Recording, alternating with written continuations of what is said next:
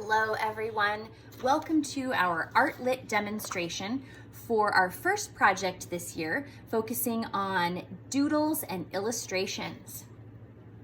The first step we're going to take in doing our project is to make sure we have all of our materials. So you will need at least a couple of pieces of paper. They can have lines, they can be blank, either is fine, but you want some paper, at least one sheet of paper for practice, and at least one sheet of paper for your final project. If you have more than a couple of pieces, great, extra is always useful. You will also need pencils, a black marker, and if you would like, some kind of coloring materials like crayons or colored pencils or other markers. You should have received most of these materials in your swag bag, so they should be available to you.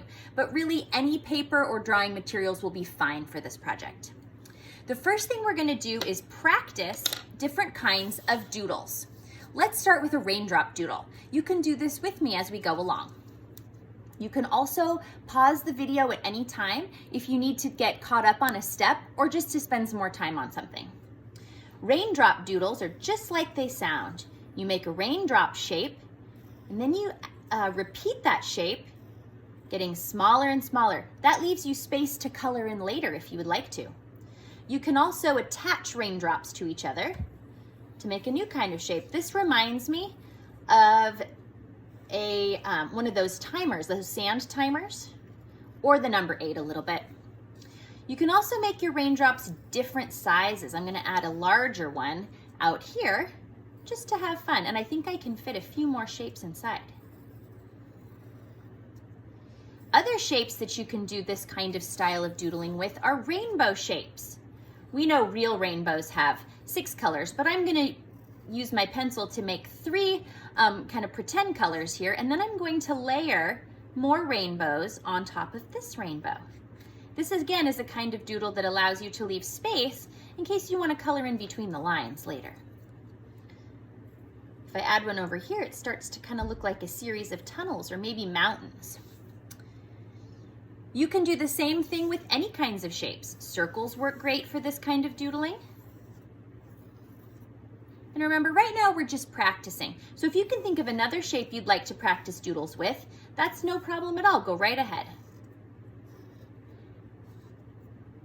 Obviously, this is my triangle doodle. And then I can even make a square doodle. I think I'm gonna make this one different though. I'm gonna make it kind of like a spiral. See how it's getting smaller and smaller?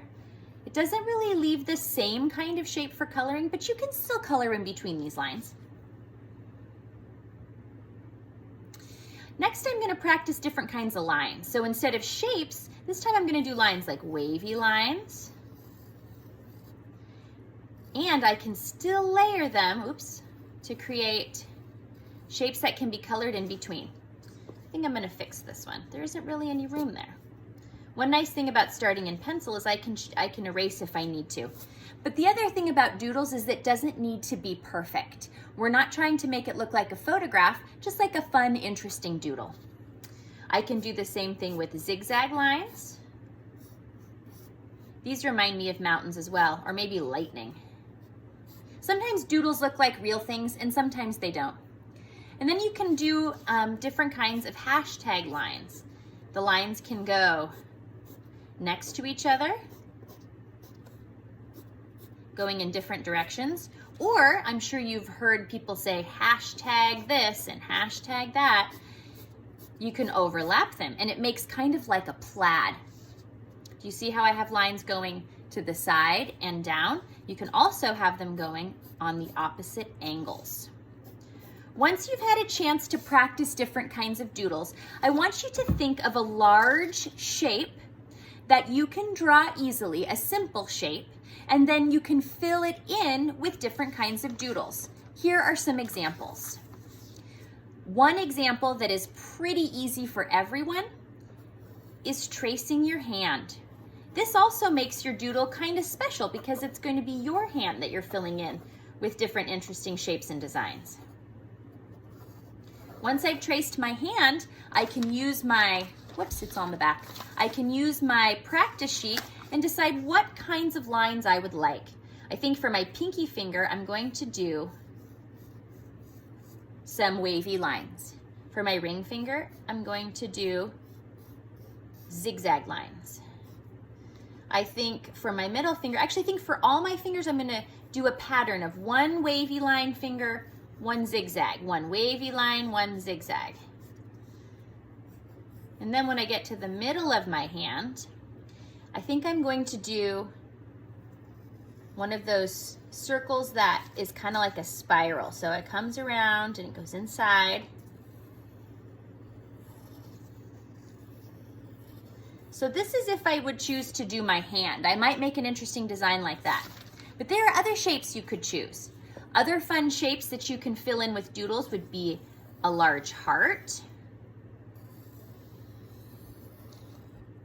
This one you could either just do a simple doodle, just like we looked at with circles and raindrops and rainbows and whatnot.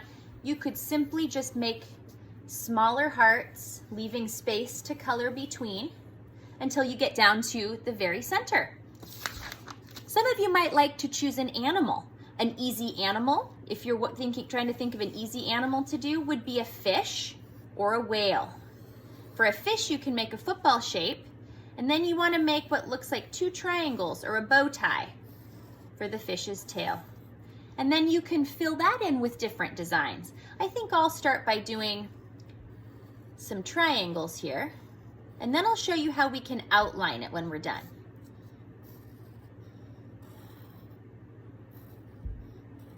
I'm gonna make one tiny one in the middle. And then for the fish's body, I'm just gonna do some large wavy lines, and then inside the wavy lines, I'm gonna make smaller wavy lines. And when I'm all done with my drawing, I can take my black marker and I can outline my work. If you don't know where a black marker is, that's okay. You can still do the project, and when you get to the end, you can just take your pencil and make sure each line is nice and dark and bold. That is A-okay. When you are done outlining, the final optional step will be to color your design any way you want. If you've taken an art lit class from me before, you know I'm gonna tell you that your work does not need to look like my work. It should look exactly like your work and only your work. This art project is a fun activity for anyone, and however you choose to do it will be spectacular. If you would like to send pictures of your work, I know that you can have your grown-up that helps with your learning, with your schooling, post it in the PSO Facebook page, or send it to Mrs. Brewer, and I know she would love to see a picture as well.